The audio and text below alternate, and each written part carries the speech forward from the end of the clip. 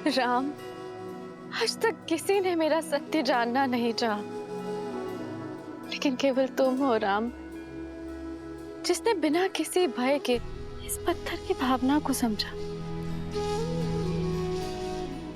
तो सुनाइए वो सत्य मां जो बरसों से इस प्रतिमा के पीछे छुपा है।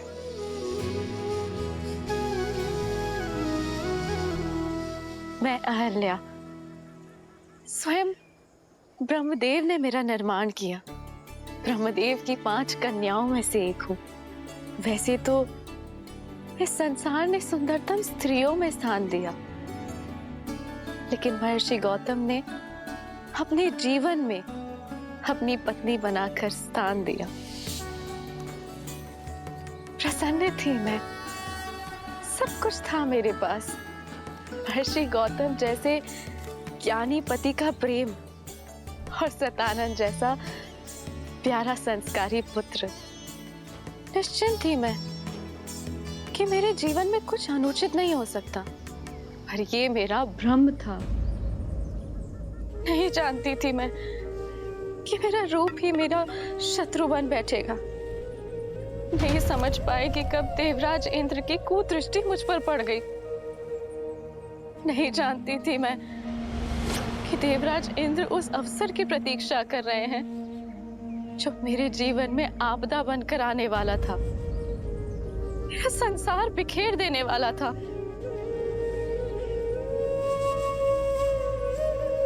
अग्नि मेरे पुरोहित यज्ञस्य देवनृत्य। अहिल्या, जी जी महाराज। मैं संध्या स्नान के लिए जा रहा हूँ। जी, आपके लौट के आने तक संध्या पूजन की सारी सामग्री सज रहेगी।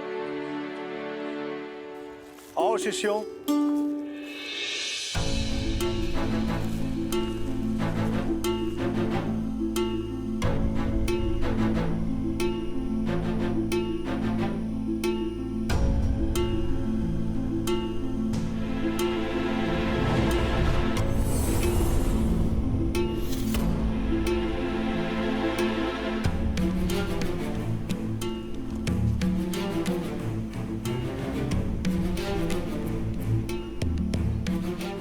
पुत्र सतानंद, तुम्हारे पिताश्री संध्या स्नान के लिए गए हैं और अपने वस्त्र यहीं पर भूल गए। तो जाओ और तुम्हें ये दे के आओ। जी माँ।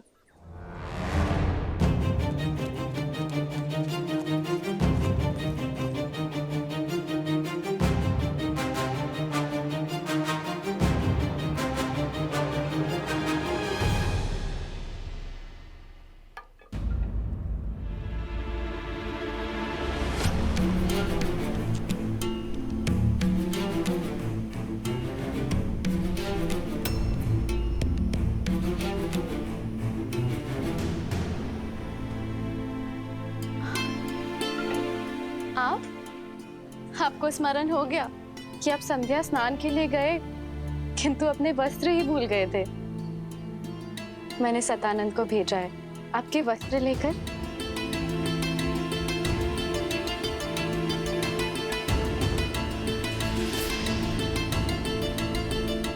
इसीलिए हम अपना वस्त्र छोड़कर गए थे कि तुम सतानंद को बाहर भेजो और हम दोनों को एकांत में कुछ समय मिल सके। अहिल्या,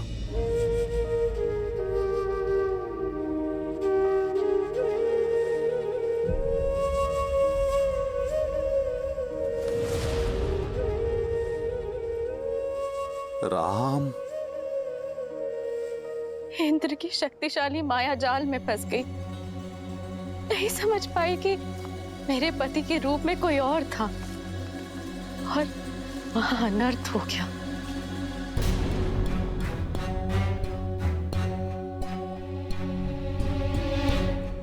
कौन हो तुम?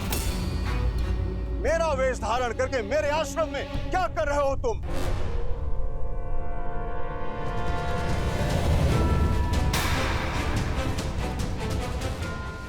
इंद्र, देवता होते हैं मनुष्य और ऋषियों की रक्षा के लिए, परंतु तुम एक ऋषि पत्नी के साथ, ना ही तुम देवराज होने के योग्य हो, ना ही यज्ञ की आहुति प्राप्त करने के योग्य। नहीं नहीं नहीं ऋषिवर, ऋषिवर मुझे क्षमा कर दीजिए, मुझसे बहुत बड़ी भूल हुई है ऋषिवर। तुम्हारे पाप के कारण जीवन के प्रत्येक क्षण में तुम्हें शाप भोगने के योग्य हो तुम।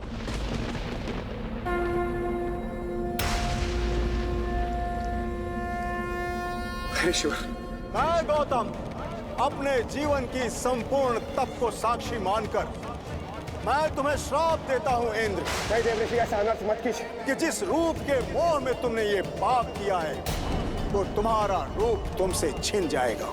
तुमने इंद्रत्व का अपमान किया है भोगी, तुम आजन्म रोगी रहोगे।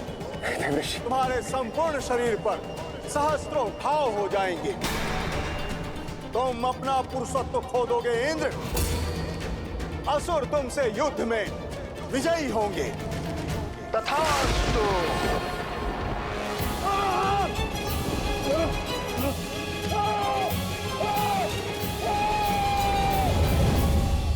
ऋषि गौतम की आंखें पथराई हुई थी, वो मौन थे, मौन, जो मेरे जीवन में महाचक्रवात लाने वाला था। क्या अपराध था मेरा ये कि मैं एक सती होके अपना सत्य सिद्ध नहीं कर पाई, या ये कि मैं एक दुष्ट के मन की मलिनता को समझ नहीं पाई।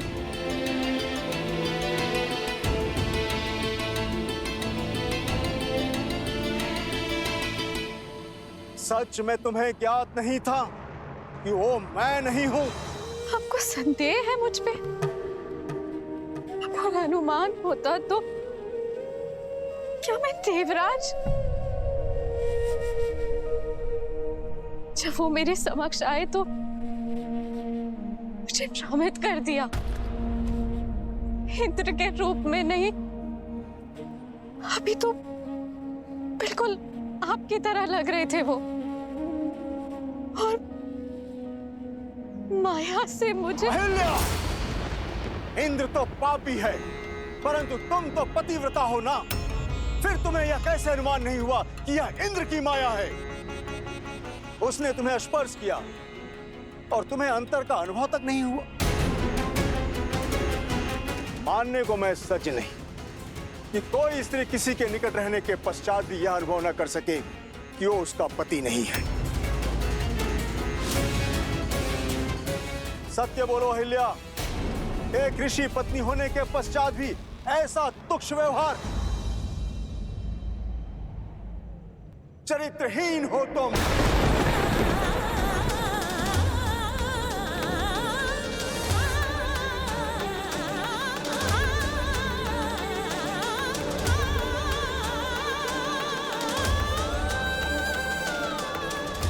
जो स्त्री शब्दों से, भाव से, स्पर्श से किसी की भावना को न समझ सके, वो पत्थर के समान होती है।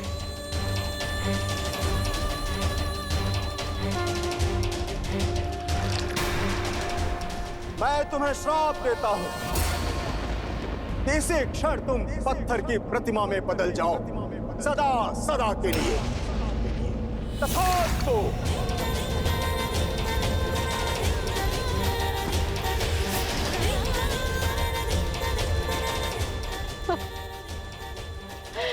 अनर्थ मत कीजिए आर्य, मेरी बात तो सुन लीजिए, मेरे पक्ष का सत्य जान लीजिए। जो देखा उसके पश्चात भी अब क्या कुछ शेष है सुनने के लिए? नहीं अहिल्या, तुम क्षमा के योग्य नहीं हो। मेरा श्राप अवश्य पूर्ण होगा। तुम्हें यह पीड़ा अकेले ही भोगनी पड़ेगी, और जो कोई भी इस क्षेत्र में प्रवेश करेगा वो तुम्हारे पाप का भागीदार बनेगा। तुम्हें श्राप से वही मुक्त करेगा जो काम, क्रोध, मद, मोह, लोभ और मत्सर से मुक्त होगा।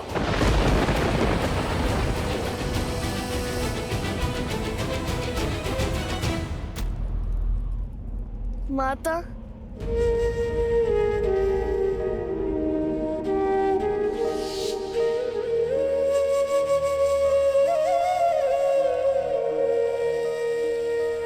मुझ पर अपराध हुआ और दंड भी मुझे ही मिला।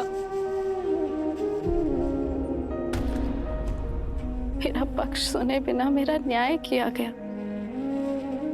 तब से मैं प्रतीक्षा में हूं कि कोई आए और मेरी पीड़ा सुने। और अब तुम आए हो राम। इनकी बात पर विश्वास नहीं किया जा सकता। महर्षि गौतम जैसे महान ऋषि क्या ऐसी श्राप दे देंगे?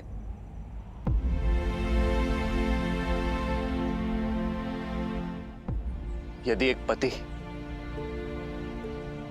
अपनी पत्नी के आंसुओं में छुपा सत्य ना देख सके तो क्या वो पाप नहीं? एक संबंध में सबसे बड़ा पाप होता है उस संबंध में सम्मान खो देना। यदि गौतम ऋषि सम्मान ना खोते, माता अहिल्या के साथ साथ पति पत्नी के संबंध को शाप ना देते, अपराधी को उसके अपराध का दंड अवश्य मिलना चाहिए, पीड़ित को नहीं। एक स्त्री की पवित्रता का मापदंड उसका शरीर नहीं होता, भाव होता है, उसका मन होता है।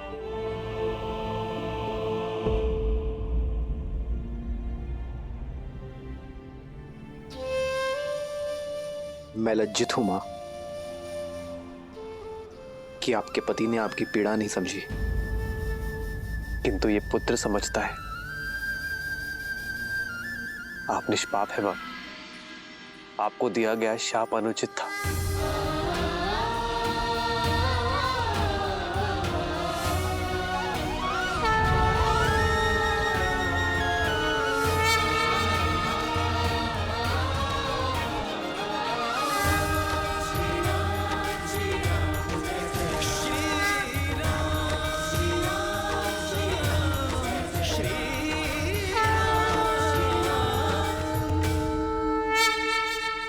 एक मां जब अपनी संतान को जन्म देती है तो कुछ देर के लिए मूर्छित हो जाती है, पथरा जाती है। संतान का रुदन, उसके आंसू, उसके पांव का प्रहार उसे जगाता है मां, संसार में फिर से लाता है। ऐसा ही आपका पुत्र आपको जगाने आया है मां। जाग जाइए मां, लौट आइए।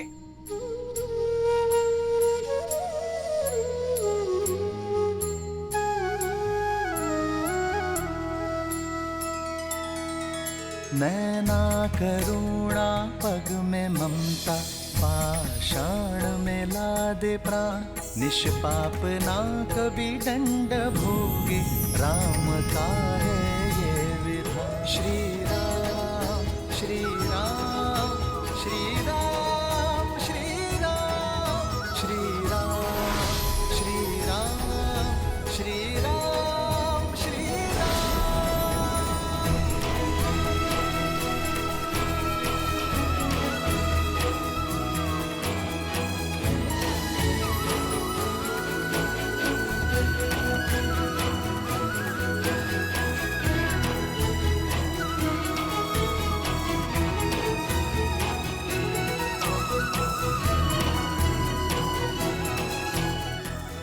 माता,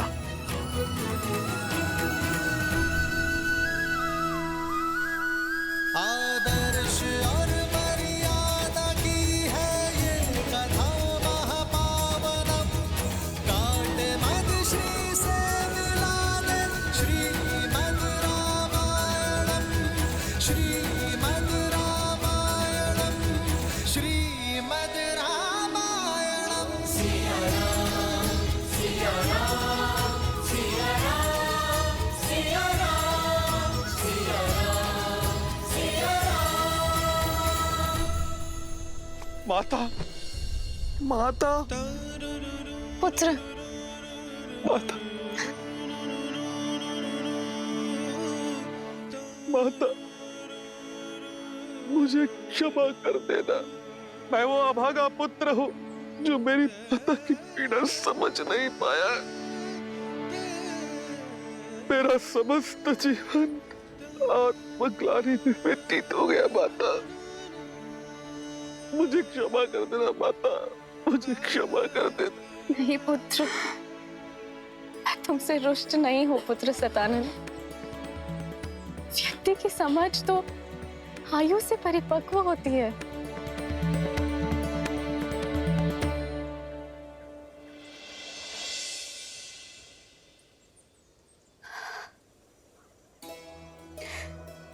मेरे जाने का समय हो गया है राम, और जीवन का उद्देश्य भी,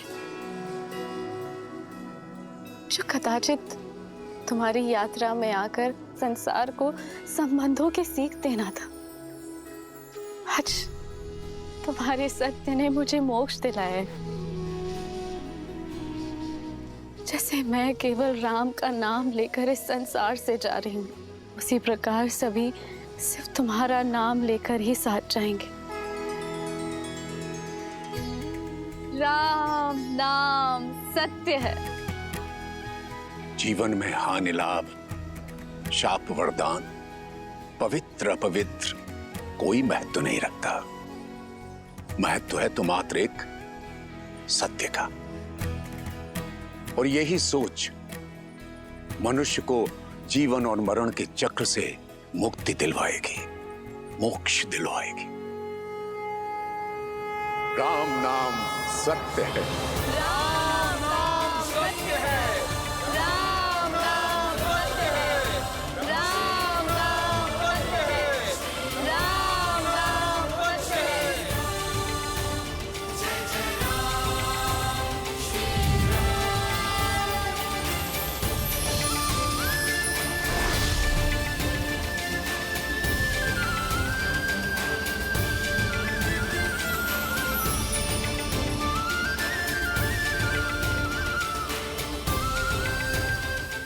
अद्भुत। राम नाम सत्य है। हाँ देवी, राम नाम से बड़ा सत्य तो इस संसार में और कोई हो ही नहीं सकता।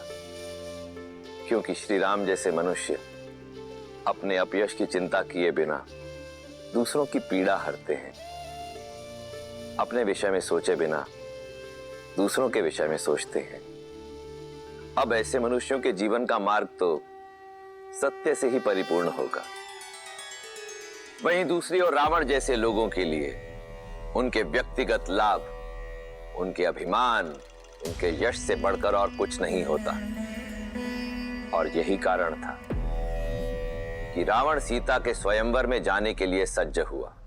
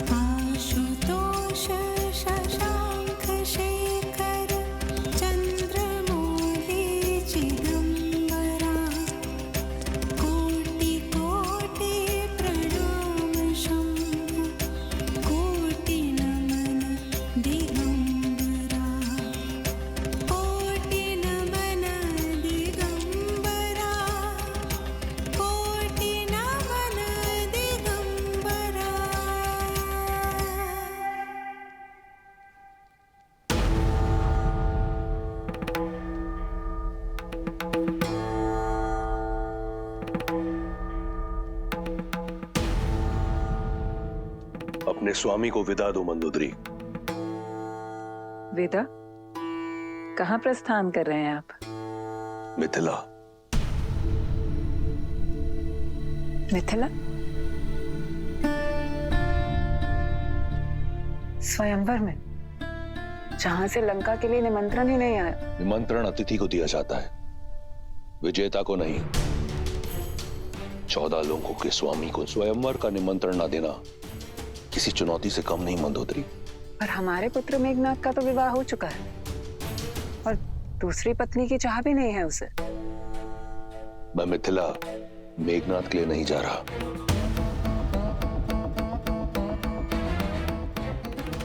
तो फिर तो ये चुनौती सम्मान का नहीं, उपहास का कारण बनेगी रक्षराज। आपकी आयु तो जनक से भी अधिक है। निसंदेह, परंतु ना मैं जनक हूं और ना सीता का पिता, और आयु उन्हीं की बढ़ती है जो स्वयं को वृद्ध माने। इतने वर्षों पश्चात मेरा प्रेम, मेरी सेवा आपके लिए कम पड़ गई। मंदोदरी, तुम मेरे लिए वो अमूल्य रत्न हो जिसका तेज, जिसकी चमक कभी मंद नहीं होगी। तुम सदैव मेरी पटरानी रहोगी। फिर जनक पुत्री क्यों? मैं मिथिला केवल जानकी के लिए नहीं, महान शिव धनुष पिनाक के लिए जा रहा हूं। उसका वहां मिथिला में रहना चुभता है मुझे। जब महादेव का परम भक्त यहां लंका में है, तो उनका पावन धनुष वहां मिथिला में क्यों? मैं उसे यहां लेकर आऊंगा, अपनी भक्ति के प्रसाद के रूप में। और यदि जानकी मेरी वीरता का पुरस्कार बनकर यहां आती है, तो इसमें क्या बुराई है? जो आप करने जा रहे हैं वो अनुचित है लंकेश।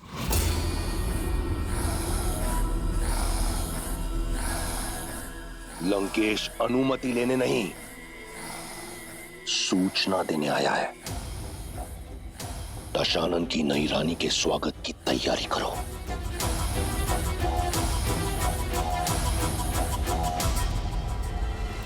अपने इस भक्त को आशीर्वाद दे महादेव। और मुझे आशा है कि मेरी पटरानी की ओर से आपके धनुष के स्वागत में कोई कमी नहीं रहेगी।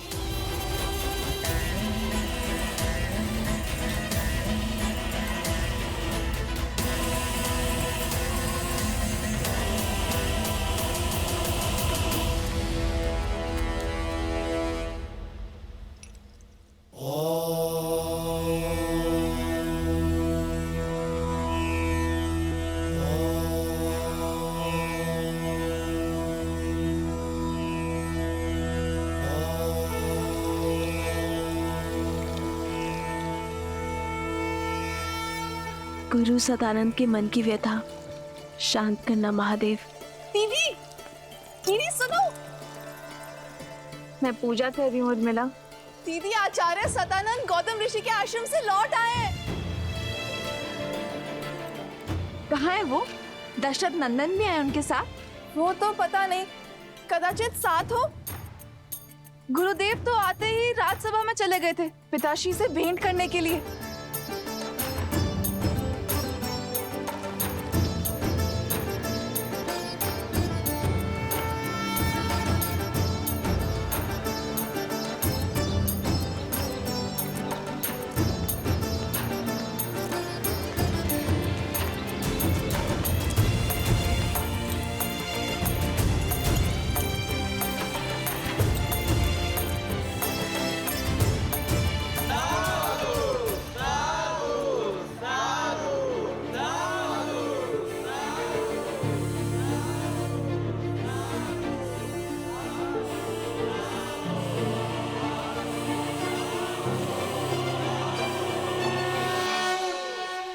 ना सिद्धि थी, ना मंत्र, बस आंखों में अश्रु और वचनों में करुणा।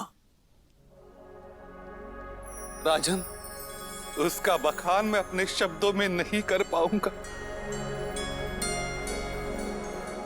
अपने स्पर्श से मेरी माता को श्राप मुक्त कर दिया और मुझे बिना स्पर्श के इस अभिशाप से कि मैं एक चरित्रहीन का पुत्र हूं, आज मैं आपके समक्ष गर्व के साथ यह कह सकता हूं कि मैं अहिल्या पुत्र सतानंद हूं। मेरी मां कलंकिनी नहीं है, मेरी मां पवित्रा है, पवित्रा।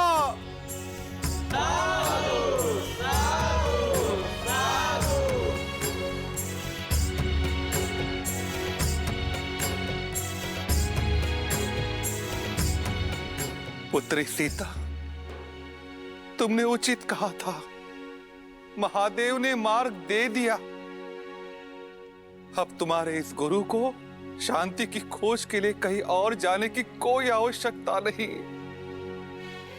इस समस्त संसार में वस्तु, संपत्ति, शक्ति का कोई मोल नहीं है। मोल है तो केवल राम नाम का।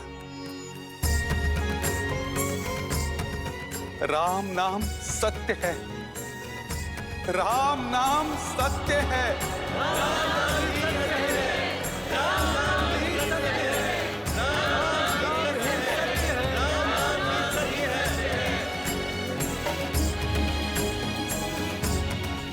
गुरुवर,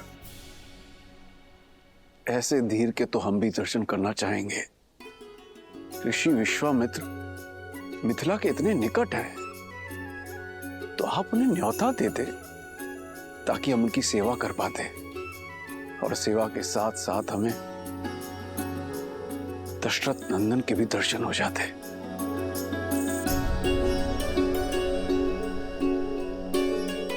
राजन, मैंने प्रयास किया था। ऋषिवर, आप मिथिला के इतने निकट है, हमें सेवा का अवसर देते। मिथिला में शिव धनुष्य यज्ञ होने वाला है और जनक कुमारी का स्वयंवर भी। मैं अवध कुमारों को किसी और उद्देश्य से लेकर आया हूं शतानंद। कभी समय मिला तो मिथिला अवश्य आऊंगा। कदाचित उनके मन में कुछ और है।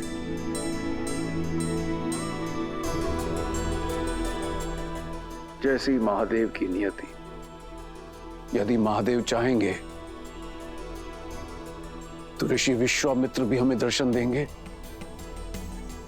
और दशरथ नंदन राम भी। अवश्य महाराज।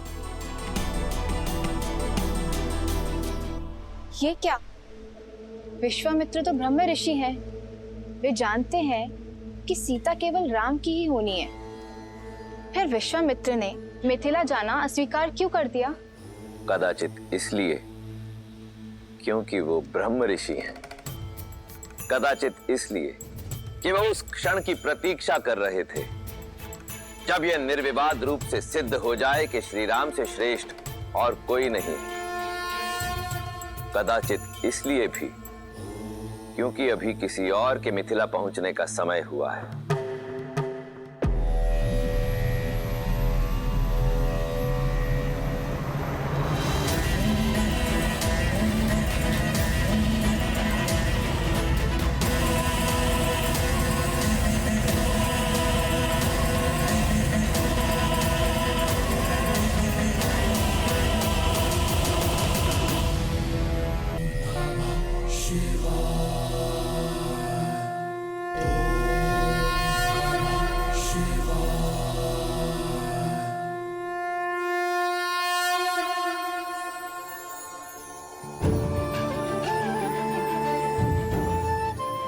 मिथिलावासियों, महापावन शिव धनुष को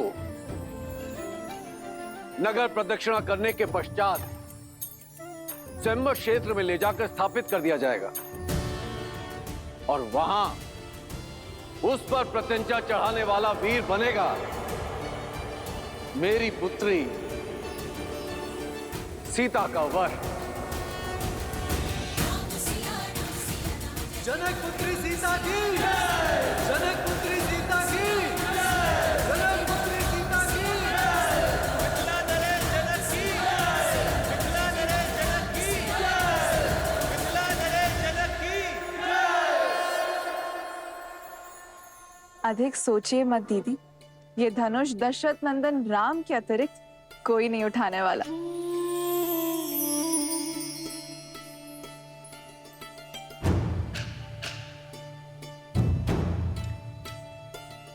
अनुष्ठान प्रारंभ करो।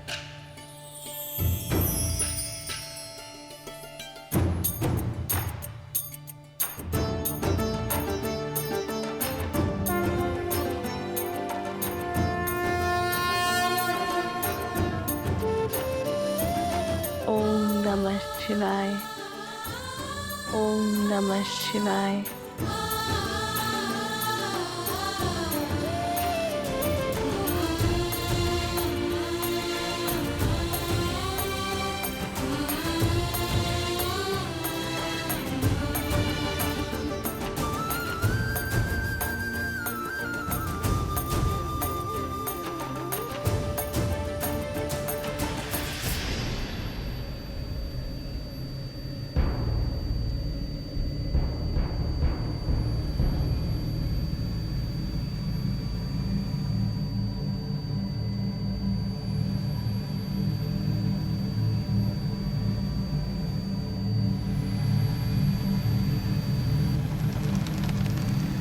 पुष्प विमान अर्थात रावण यहाँ आया। रावण? दशानन, दुष्ट राक्षसों का राजा यहाँ?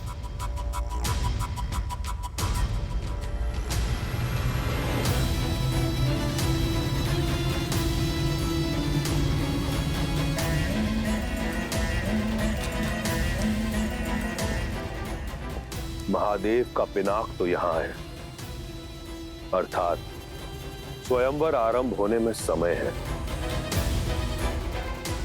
पुष्पाक,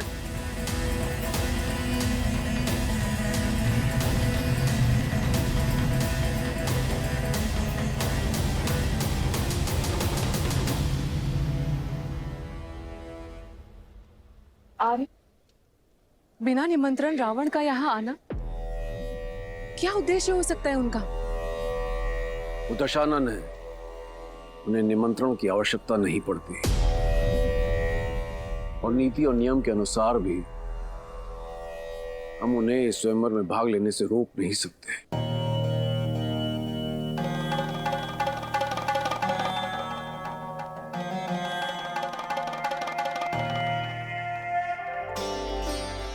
मुझे पूरा विश्वास है आप मेरे लिए जो भी करेंगे शुभ ही होगा।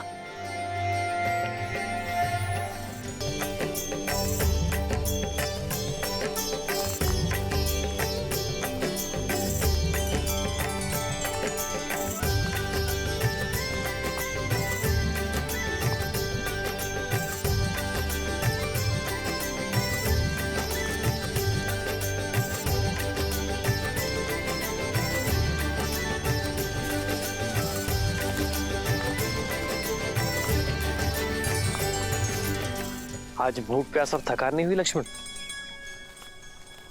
गुरु और कहा ले जा रहे इसकी शंका तो नहीं है तुम्हें? आज मैं शंकित नहीं हूँ भाई, अभी तो दृढ़ता से तत्पर, क्योंकि मैं जान चुका हूँ कि गुरुदेव हमें जहां भी ले जा रहे होंगे किसी कारण से ही ले जा रहे होंगे।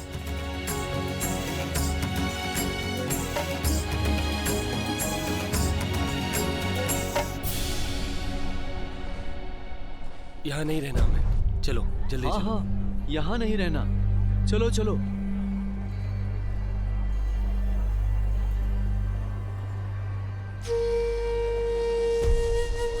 भैया सुनिए, आप सभी इतने चिंतित और भयभीत होकर जा कहाँ रहे?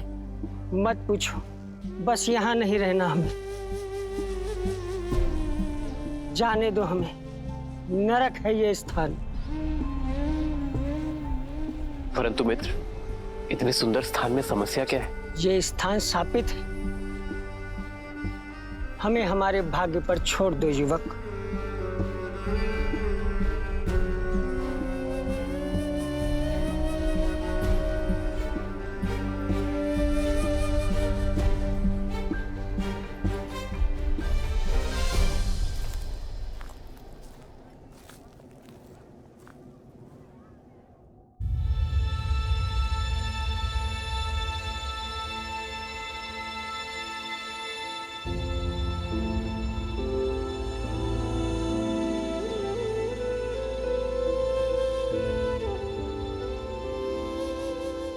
वो झील देख रहे हैं ना, कृष्ण झील।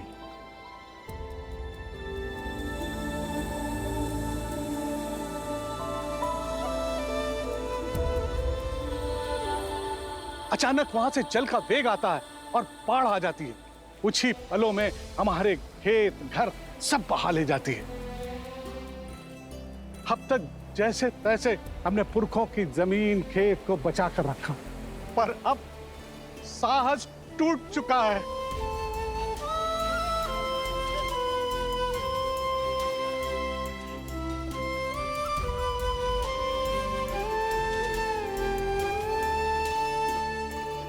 समाधान भागने में नहीं, साधने में है।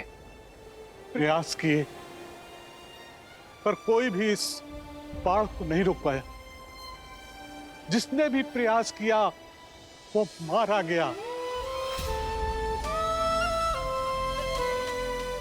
राक्षस शंखचूड़, उसकी पत्नी देवी तुलसी और नारायण की कथा तो सुनी है ना। वो झील साधारण नहीं है, देवी तुलसी के मन की पीड़ा से भरी हुई है। नारायण ने शंखचूड़ के छल से प्राण ले लिए और देवी तुलसी ने उसी पीड़ा में उन्हें शालिग्राम बनने का शाप दे दिया।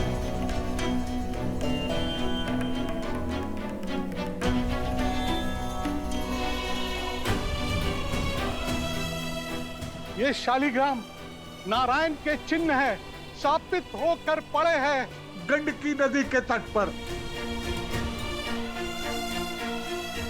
जहां ईश्वर ही शापित हो, वहां मनुष्य के प्रयास से क्या होगा।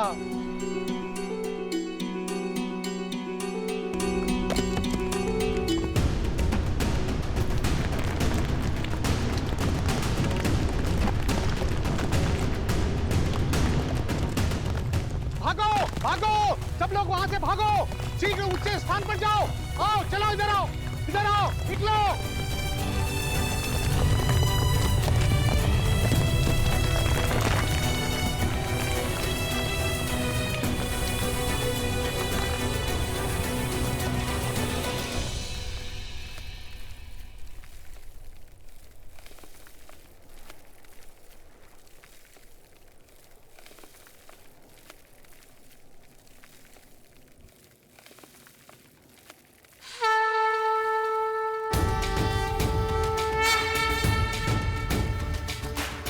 कहां जा रहे हो?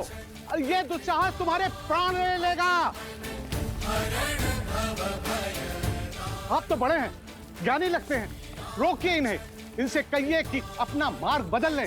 जिन्हें संसार बदलना होता है वे अपना मार्ग नहीं बदलते।